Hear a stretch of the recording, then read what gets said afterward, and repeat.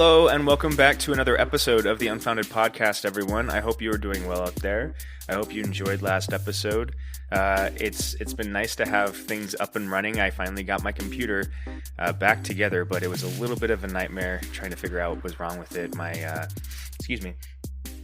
first fix, which I thought would work, didn't work, and then my second fix, which I thought would work, didn't work. So I had to move on to another one, and finally, after spending about a couple $100, figured out how to get this thing back up and running. But I'm still missing a couple audio files, like the intro file, things like that. So most likely not going to have an intro song on this episode if I don't have the time to remake that. It just takes a little bit of time to recut that audio file into an intro. So sorry about that if I don't have that up, but I do hope that you're enjoying the episodes thus far. I hope you enjoyed the last couple. I know they've been much more politically tinted, and I hope that doesn't affect your enjoyment of the episode at all. I know that there's a lot of political talk out there right now, especially leading to the election, and it's a little overwhelming.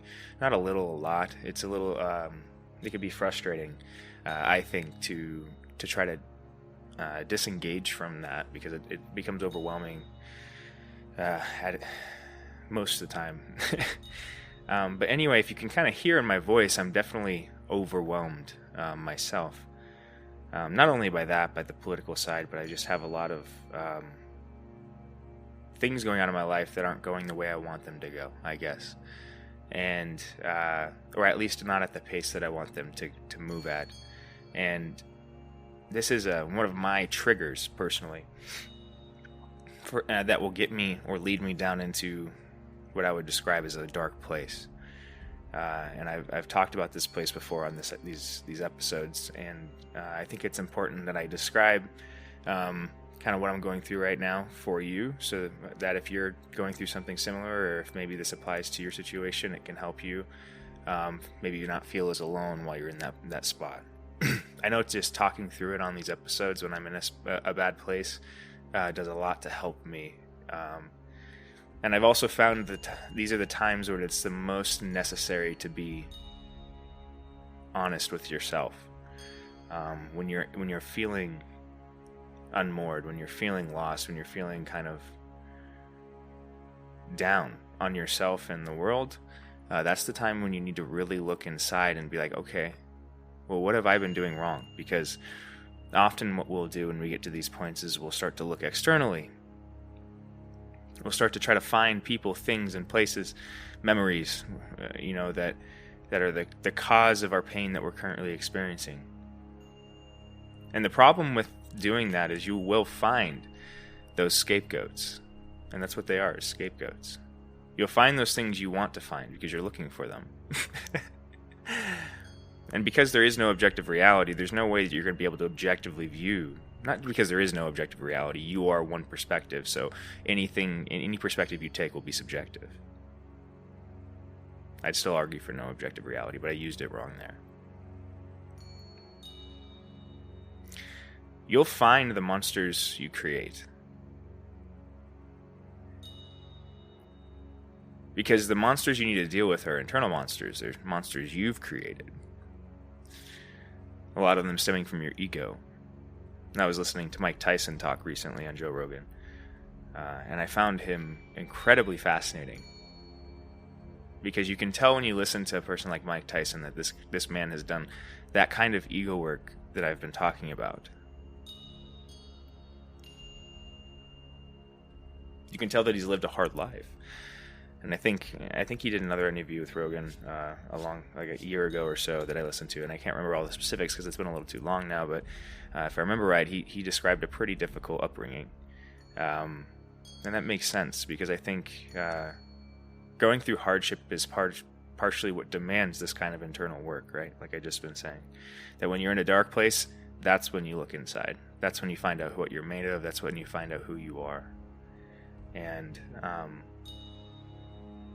there's nobody that can force you to do that, though. That's an internal choice, and that's what strength is. That's what courage is. That's what heroism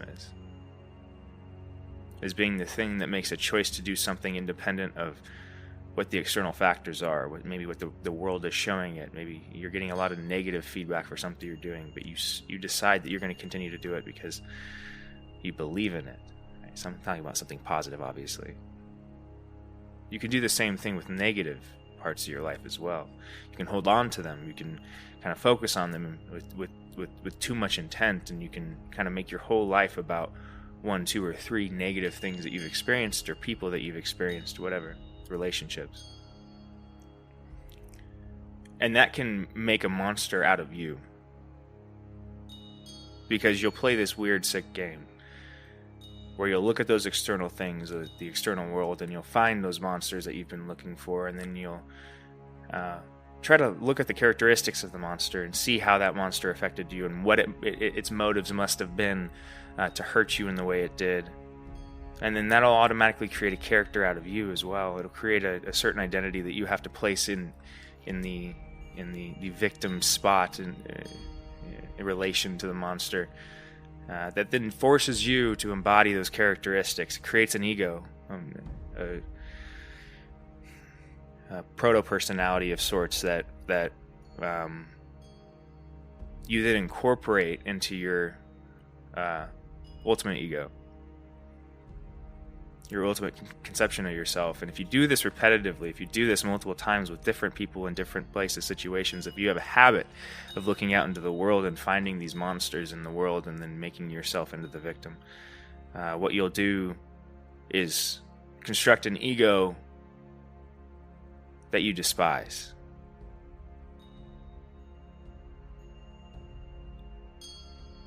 Because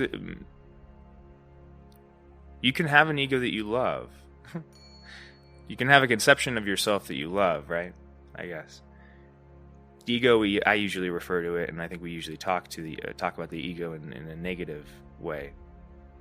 And I think that's because most of the time, your conception of yourself is something that's malformed, misshapen. It's a conglomerate of the things I just described. And so it's this grotesque thing that people don't like to look at, and they deny within themselves, and they kind of misassociate with themselves. This is all, I guess the part of your ego that I'm referring to is more of the shadow, but that's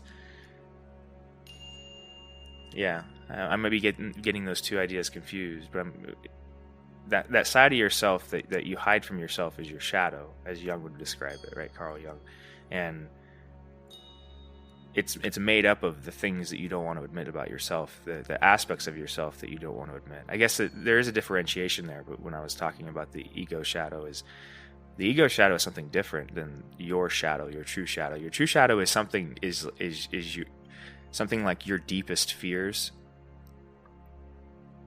but also your most hated characteristics about yourself. The parts about yourself that you despise, the things that are incomplete, or not maybe incomplete, but just are inadequate, that you have trouble manifesting, whatever, right? Those parts of yourself are part of your shadow, because it's a part of yourself that you don't attempt to fix, you don't try to work on, or you hide actively. I think there can be that shadow side to the ego as well, but it's a trickier game, I guess, is what I've just been describing these last 8 minutes. Is when you look for the answers in the world, reasons for why you're suffering in the external world, what you create is this, like I said, this story. We have to create narratives in which we fit in those, to try to find the reasons for why we're suffering. When we don't readily hold ourselves accountable for our own sufferings, what we do is we find it in external places, and that requires a narrative to make that real. And so we paint that narrative as we look for the monsters. As we find them, we construct the story backwards, placing ourselves in the spot of the victim, and that creates this shadow inside of our ego that is like a misrepresentation of. It's a conception of ourselves, but it's something that we'll hide from ourselves, because it's like the process of creating that story is hidden, I guess, is what I'm getting at. This is kind of a hard idea to talk about, and I'm trying to crystallize it right now, guys.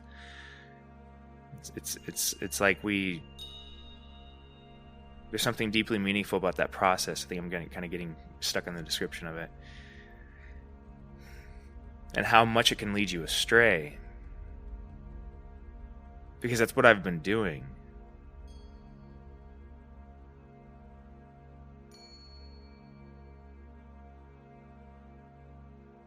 The reason I'm bringing this up is because I've been going through recently kind of an ultimate ending to a relationship that I held deeply, like very close to me.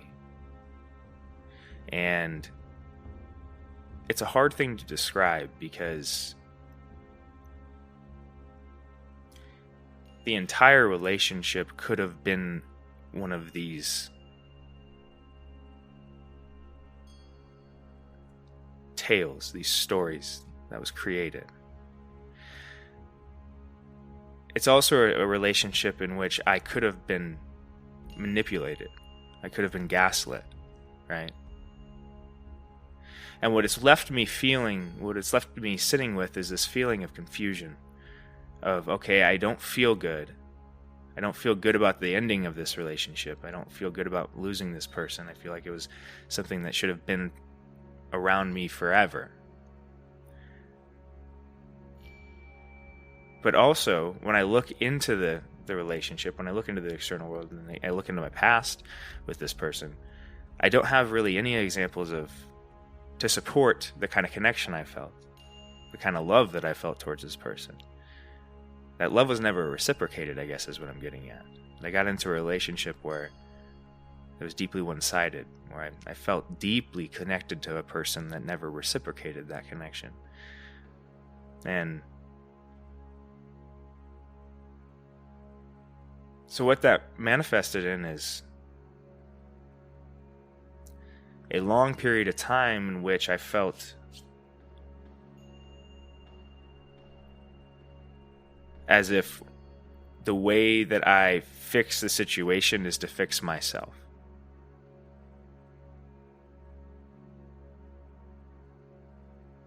A lot of the things that I've talked through in this podcast have been in relation to this situation that I'm talking about right now. Because I do think that people that are in your life, placed in your life, are there for a reason. I do think that there's certain people that you'll come across in your life, very rare individuals, it doesn't happen very often, but certain individuals that you feel a connection with almost instantaneously. And I'm sure if you think about it hard enough, you'll find somebody that represents this for you. That it's one of those kind of situations, and it doesn't have to be romantic necessarily either. It can be a friend. But just a connection where when you come across this person, it's like, you know what I mean?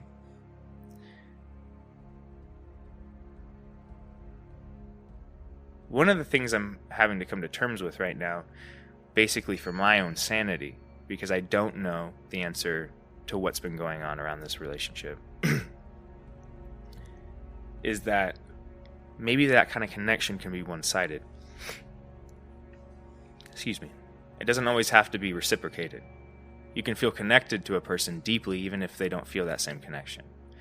Now, the reason I say you can feel that way is because that's exactly how my situation is manifested. That regardless of how the other person has felt, I have felt very connected to them.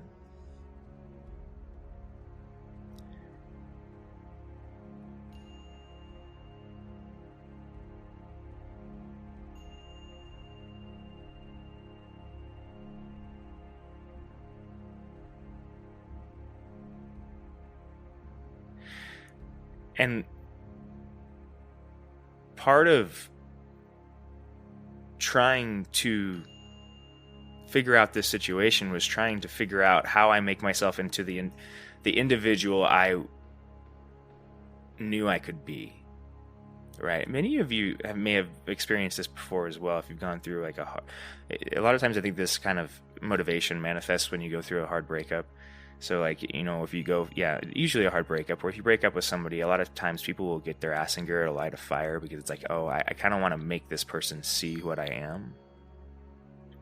You know what I mean? It's weird how out of pain you have this phoenix quality. This out of death or endings, you have this regeneration that can happen if people respond properly. What I think's happened to me in this situation over a long period of time is regardless of what's actually been happening, whether I've been being gaslit, whether this person has been dishonest with me and hasn't been honest with how they feel about me, or whether what they're saying is the truth and which is what I have to take the situation as, right? The only objective way I can view the situation is to take the person that is at their word. And so that being that this is not the connection that I was feeling, doesn't negate the fact that I still felt that this was an important connection. Like I said, that I still felt the magnitude of it, I guess is what I'm getting at. And because of that, my pursuit of this person, the fire that it lit under me, after being kind of rejected and turned down, caused me to do a lot of very, very, very important work on my ego and myself, on my shadow side. And oddly enough, as I've done that, it's reaffirmed my faith in the fact that that connection is important. Right? It's vindicated that feeling that this connection is important, because I've had a massive change come through from, not directly from it, but kind of, well, I guess maybe directly from it.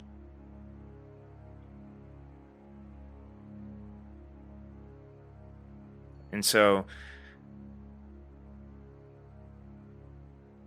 what's recently happened is this I guess, quotation marks relationship, if you wanted to call it that, but I don't think that's really the proper way to describe it. This kind of acquaintanceship, as it's manifested for the last 6 months or so, or a year,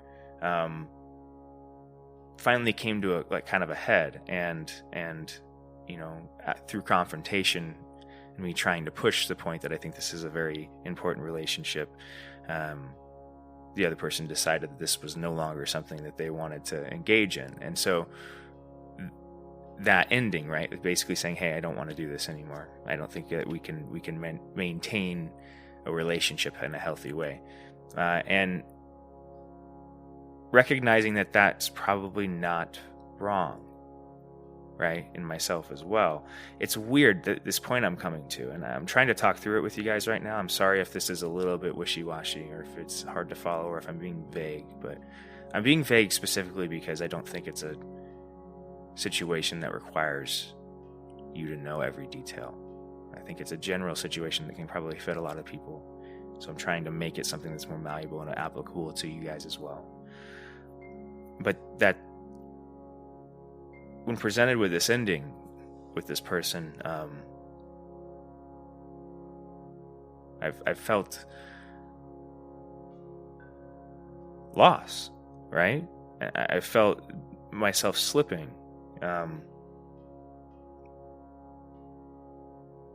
But the craziest thing's been happening, because I have been slipping this last week or so.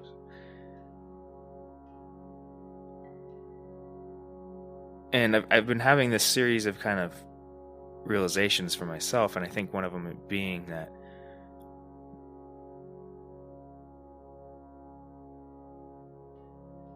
this was the, there's a way in which relationships can serve a purpose, and then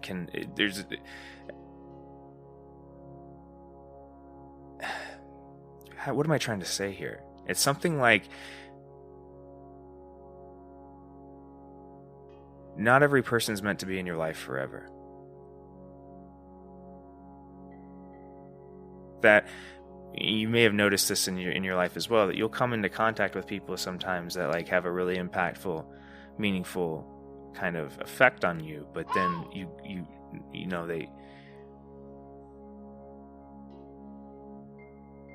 that connection disappears, or it's very fleeting, or let's say you guys aren't around each other anymore, and so the kind of connection fades, but yet the person still sticks in your mind, or the impact or the experience that you guys had together still has a deep impact and meaning on you and your construction of yourself.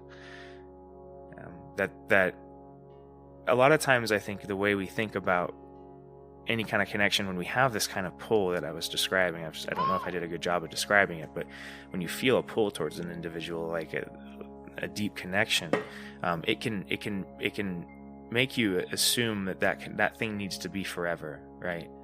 That you don't want to destroy that connection, that you don't want to end things, or you want to do whatever it takes to make this thing work. I guess maybe this is a point that many, like, if you were ever in a really bad marriage, or I guess really any bad relationship, but a marriage is a good example, because a lot of people are married, right? Or in bad marriages, and it comes to a point where, a lot of people love that person, but it's not working anymore. And that this realization that this ending of the utility of the other person in your life has come to fruition, right? Which sounds like a hard way to describe it, but that there are certain times in our lives where we have to recognize that, hey, this person no longer suits us. This person is no longer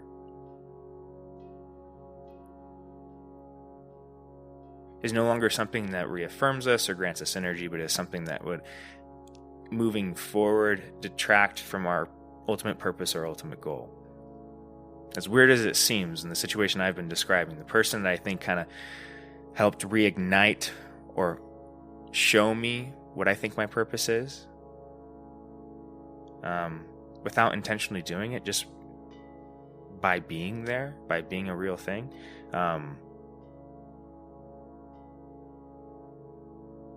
Now, if I was to keep that person in my life, it would detract from the purpose that they've made me realize.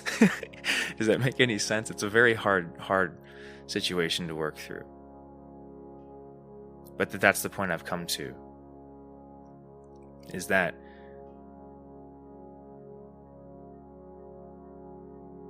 relationship is no longer suiting me. That in order for me to continue to grow as a person, that it requires me to let go of that. That's the next step. That even though, trying to forge myself into the individual that would be the right kind of person or match for this other individual, was all a good process. I should have been doing it for myself. Right? And that's a big realization there too. I should have been doing it for myself, not for other people. When you do something, don't make sure that your motivations are clear, that they come from a place of you wanting the best for yourself. Maybe in a weird way, there was an alignment of that even though my motivation was because and it wasn't entirely that, partially wanting to make myself better or stemming out of wanting to make myself better for another person, that I did want to make myself better for myself as well. And when those two things aligned, it worked out better. But that growth has kind of ceased over the last couple months. Since I've made this move, that growth has kind of ceased.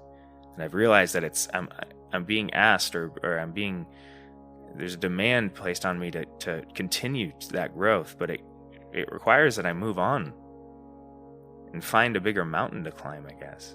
Right? Yeah.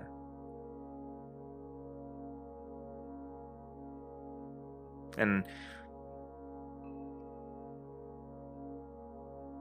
letting go of something can be an extremely difficult process.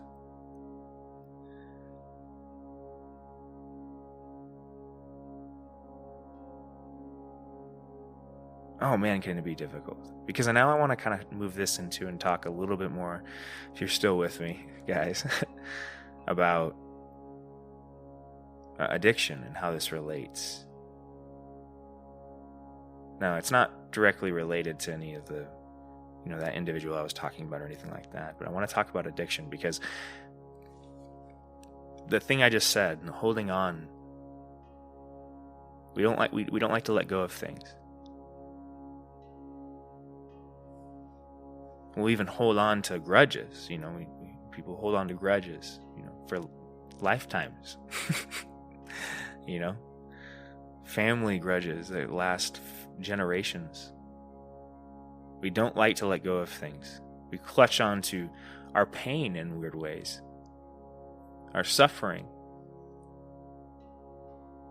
Then we blame the world for making us feel that pain over and over again. Yet we're the ones clutching onto it. Such a tricky game we play with ourselves, isn't it?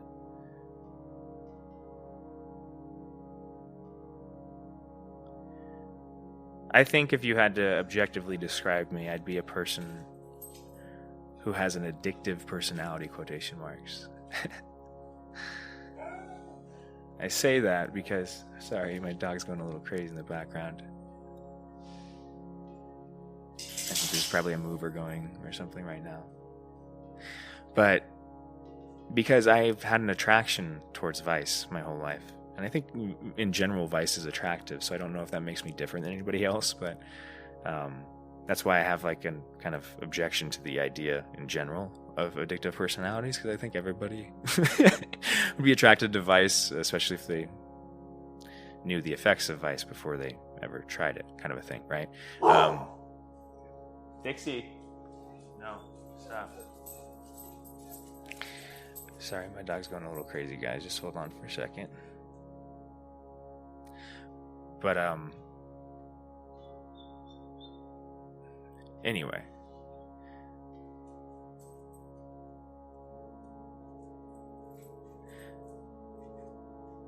We hold on to things, and we hold on to memories. We hold on to the pain that's associated with those memories. And the way we hold on to that pain is through the memory itself.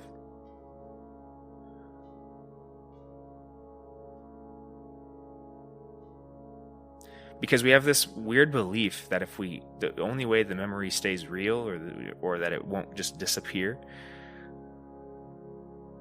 is by holding on to it. Right? But, and this may sound weird because like people are going to be like, well, I don't want to hold on to my painful memories. I'm trying to run away from my painful memories. Well, that's a tricky game you play when you try to run away from a memory, because in order to kind of run away from something, you have to know what you're running away from, right? So in a very insidious way, you hold on to the memory by running away from it. The act of running is the thing that holds it there. We hold on to these things either intentionally or unintentionally. But ultimately is because you're not letting the memory go.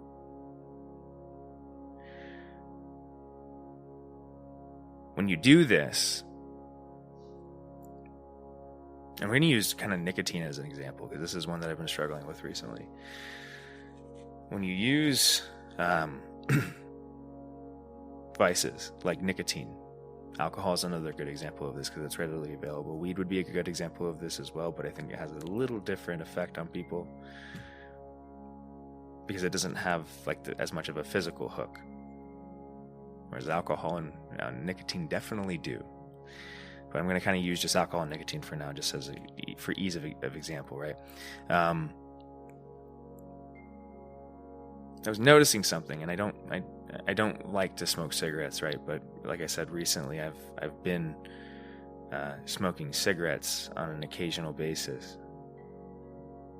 And I've been doing it because I've been wanting to relieve myself, of this stress that I'm feeling. But I had this realization the other night, because I don't like smoking cigarettes. I don't like anything about it. I don't like the way it makes me smell. I've done it before in the military. I used to be a dipper. I used to Juul. I mean, I've done all of it, right? I've gone on back and forth. You've listened to my Vice episode. You've heard my struggles with getting off of nicotines, right? So for probably the past 8 months, this whole show, I've been off of nicotine, but just recently come back on it. And one of the realizations I had one night when I was sitting there and I was using it was smoking a cigarette, was that these vices, they do something when you use them. And it's something much deeper than just giving you relief. It does something very weird. I don't know if you've noticed this before, if any of you have ever been a smoker or a dipper or used a Juul, if you've been addicted to something like that or really addicted to anything, what you'll notice is if you watch yourself when you're in one of those addictive cycles, and it's hard to get yourself into a mood to want to watch because usually you're going to be very in a depressive state when you're using the thing. You have to be in one of those holes, and you have to be using the vice as a vice to be able to recognize this. But if you're careful, when you're in one of those spots, you might just catch this. But what's happening a lot of times So when you go and you light up that cigarette, or you throw in that dip, or you hit that jewel when you're stressed out, when you're feeling down, when you're feeling like everything's out, what it does is it's almost like a string of lights. If you watch, it's like it lights up this string of connection inside of your head of memories. It's like you literally like take a hit and it's like a string of Christmas lights lighting up inside of your head. And each one of those little lights is a memory. It's a little memory in time. And every time you've used that vice that way, every memory that's come, every time you've experienced pain or suffering or fear or anguish or whatever it is, and that vice has been there and you've accepted it and you've taken it, you've created like a little connection point in your head through which this string is created, right? And in a weird way, over time, as you do this over and over again, what it starts to do is it allows you to, when you use the vice, it allows you to access those memories like that. Something like that. I'm trying to kind of talk it through with you guys, right? It like activates those memories. And even if they're painful ones, it reactivates them. And there's a sick way in which we kind of enjoy reliving them when we're using the vice. That if you watch yourself, like I said, when you're in these dark places, you'll play the thing over in your head. You'll look at the thing that was painful and that you used the vice to escape, and you'll just mull it over. And then many times you'll often try to find other pains that pain is attached to and pull it in. Kind of It's an odd thing. It's like a masochistic thing that people do. And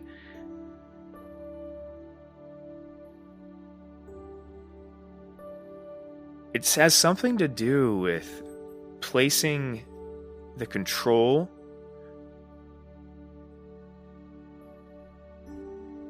It's something to do with placing the control of your world outside of yourself. That at a fundamental level, what a vice is it's like a simple switch.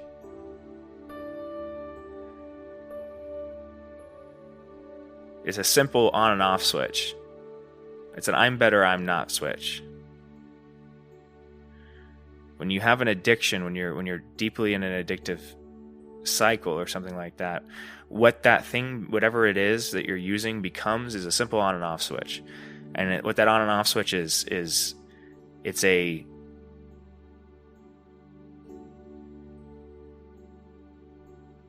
it's a connection to feeling okay.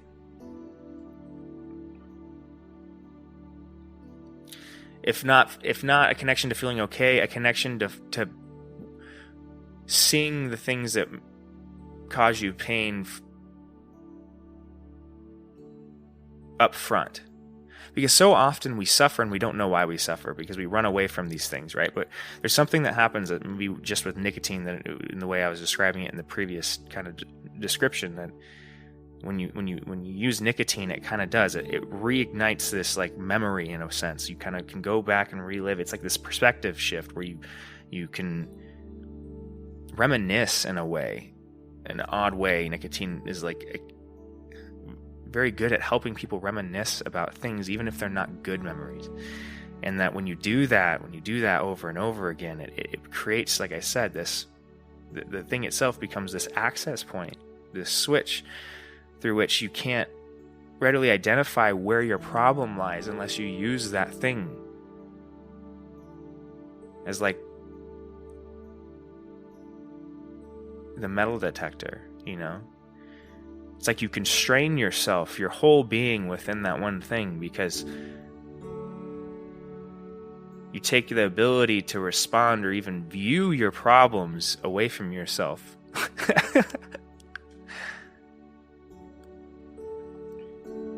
And you'll notice this if you've ever been addicted to anything where you can't. Nicotine's the best description, like way to experience this, because you'll people tend to need to use it repetitively, especially if they're addicted to it in a bad way, like really addicted to it.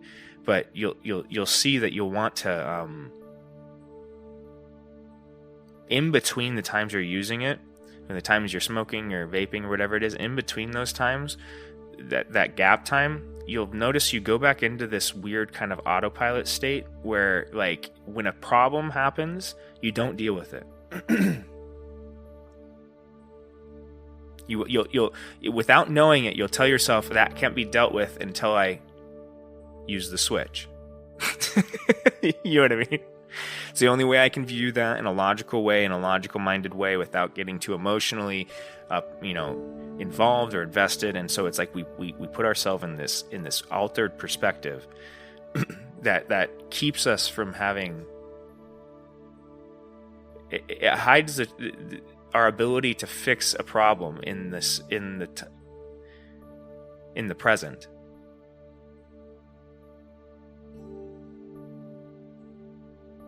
And so much of the difficulty of getting away from nicotine specifically is that problem right there, I think, that I was just describing. Now, I may be describing a very specific problem with just the drug of nicotine right now, too. I don't know if this applies as much to alcohol because I haven't expanded it as much. I don't have as much of an issue with alcohol, personally, right? I've had an issue with weed before, but again, it's not a I don't see it as the same thing because it's a different kind of hook. Each of these have different, like, specific hooks, I guess. And I've argued for vice in general, right? Before, and its effect. And I guess you could talk about it at that magnification, but it's better to talk about these substances at the substance level because they do have very different uses and there's very different reasons people rely on them, and they speak to those people's issues. Right? It speaks to your individual issues. What drug of choice? What vice of choice? It could be food. It doesn't have to be a drug. Right? What thing you use as a crutch that speaks to your issue? Its effects. What that drug does. It will be very revealing. If you look into what those, if you really think about it for a second, why do I drink? Why do I smoke cigarettes? Or why do I vape? What does that drug do for me? What is that feeling? Think about it. Why do I like that feeling? It's not because it's just make me feel good. Ooh, it makes me funny. Maybe the first time you ever did it. Ooh, that makes me feel funny. It's never that again. Why do you do the things you do? These are questions that are very deeply important. Questions that we often avoid, right? Unfounded questions. But ones that are important nonetheless. And ones that vice will often hide from yourself.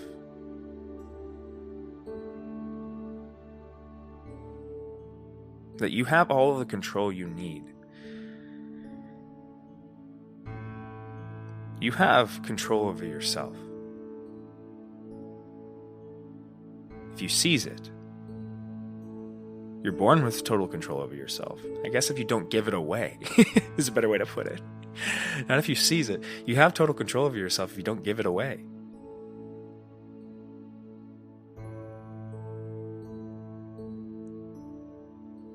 In the way I was describing the relationship I was talking about, I think unhealthy relationship I was describing earlier, right? That's partially what I was doing as well, was giving away some of my autonomy. Not my autonomy, but the control I had in my life to a person that I was, I think, projecting my hopes and dreams onto. And what that did was created this malleability inside of me, this inability for me to go and experience somebody else fully, or to really look for somebody else fully because of the projection I was creating. Now, again, I haven't sorted through that well in my head. I still don't know if I was being gaslit, but at this point, I've come to a realization that relationship in general is not healthy for me, right? Because it served its purpose. I can't do any more growing from it. When I keep that thing around, I devolve, which is what I've noticed the last couple of weeks. And it's something it's something that it's a hard thing to recognize about yourself. When you're devolving, when you're falling apart, we don't want to recognize it. When you're starting to lose grip, you don't want to recognize it in yourself, and so you'll look away. You'll tell yourself that it's... Hold on one second, guys. I gotta pause this for a second. You'll tell yourself that you need to... Sorry about that, guys. I'm going to continue. I just had an issue with the recording. It looked like it wasn't recording, but it was. Sorry for the break there. You don't want to look at yourself when you're falling apart like that. You don't want to recognize when it's happening, and so you'll hide it from yourself. But you won't even see it, and you'll just slowly start to have this. You'll have this creeping feeling inside, this weight, this sinking feeling, like, oh, here it comes, here it comes, here it comes. You know what I mean? And a lot of times, the reason you're going to feel that is because you're taking the control out. The control has been taken away from you, and it's been taken away by you. You're keeping yourself in that feeling, and you're keeping yourself stagnant. That feeling is your body saying you need to move. You'll also get anxious at this period of time too, and that's why. It's because your body needs to move. It's something between whatever connects your body to your spirit, your deeper purpose, your consciousness. That in those moments you're being told, get off your ass, do something about it. There's never more opportunity than when you're starting to fall or when you're at the bottom of a pit, right? But you can keep yourself from falling in the pit, and that's a much better option, I promise you. It's a much better option to catch that edge before you go over it, because it's a lot longer climb, and the fall is quick. The fall is always really fucking quick, people.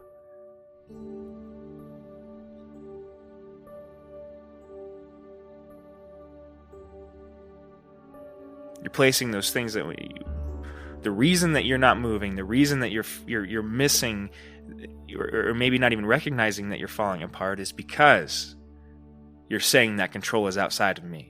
Whatever the solution is, you probably even know what the solution to your issue is. For me, in this situation, the solution is what I don't want to do. It usually is that. It's hiding behind what you don't want to do, what your fear is. What are you afraid of? Well, I'm afraid of losing this connection. So what does that mean? Damn it. It's time to let it go.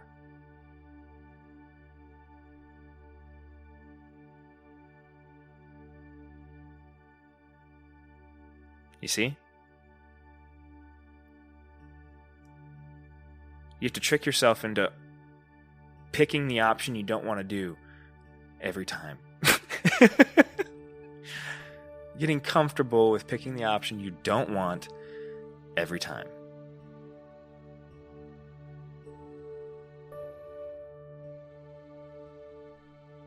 But in doing so, you find relief. Whew.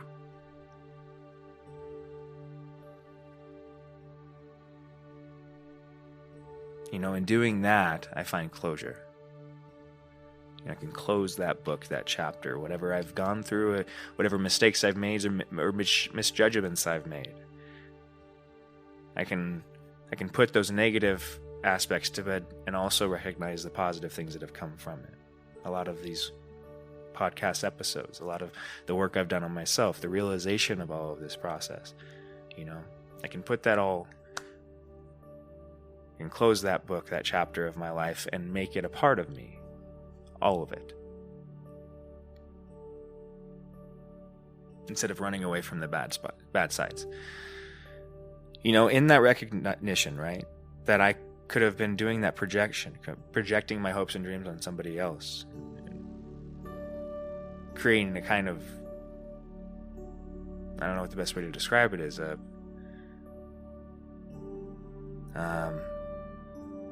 a disconnection with reality, right? That caused a lot of pain for me. And recognizing that the most reasonable option is that I did cause this pain for myself. And that I need to be the one that recognizes that in order for me to move on.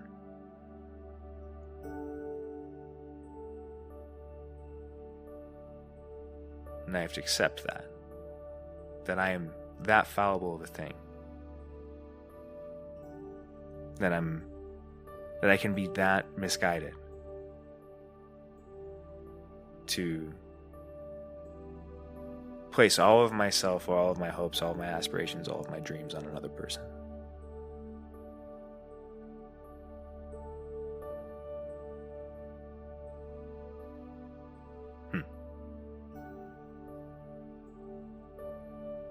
But I do think that's something that we can all do. It doesn't have to be a person, it can be an idea, it can be a job, position within a company.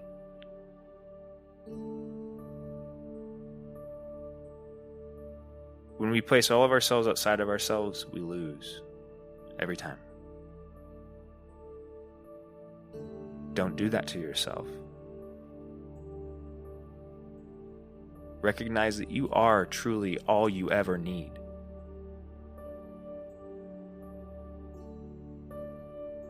You're complete. You're whole.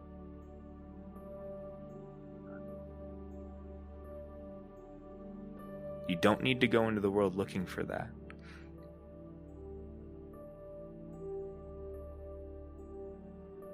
There's a certain amount of comfort you have to have with yourself internally before you can go into the world and see it for what it truly is. A lot of people would say what it truly is something horrifying and grotesque, especially right now. That's not what the world truly is.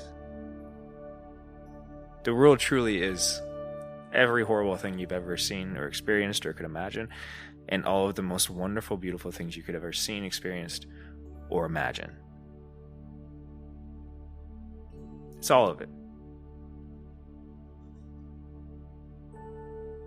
In order to view the world for what it is, you have to be able to view yourself for what you are first. And that's a deeply painful thing to do. It is deeply painful to recognize how flawed you are.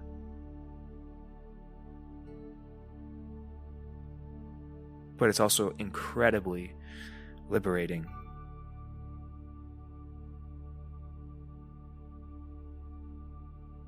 And it's the only thing that shows you what truth really is. Honesty within yourself is the only thing that shows you what truth really is. All of this talk about fake news and truth in the media, everywhere really, politically especially, but that there's a subjective truth, this truth that every single person can see objectively. No. This is what Nietzsche argued against. That doesn't exist. The reason that everybody's saying this is the truth, but none of it matches up, demonstrates that. Or not the reason, but the reason that everybody's saying that is because everybody believes in objective reality when there isn't one. And so what would manifest if that was actually true? Let's take that as a hypothesis. If there was no objective reality, but everybody was acting as if there was one, what would eventually happen? All of those truths would clash with each other eventually, right? Showing reality for what it is. I think we're at one of those moments where reality is being shown for what it is. Objective reality doesn't exist. Subjective reality does. It's something we don't talk about as much. Subjective reality is something like truth. It's something that is experienced internally and personally, that actually can't be witnessed by somebody else, by definition. And that your subjective reality is much more important than any quotation marks objective reality somebody else wants to tell you. But your subjective reality is very painful. So you have to choose it. And I hope you do. I hope this episode was enjoyable for you. I hope it wasn't too down. I feel a lot better, guys. I needed to talk through that. I needed to put some endings on things, right? And now that I've done that, I feel invigorated. I feel a lot better, and we'll see how long that lasts. But I'll try to continue to talk through some of the issues I'm going through with you guys here in the future. I do have my computer up and running now. I'm still working through a couple of different things, like I said, trying to get some of my old files back. So like some of the like the artwork and stuff, I'm not going to have any like track specific artwork or anything for the next couple episodes, because I have to get Photoshop downloaded and things like that. But it'll all be back to normal here soon.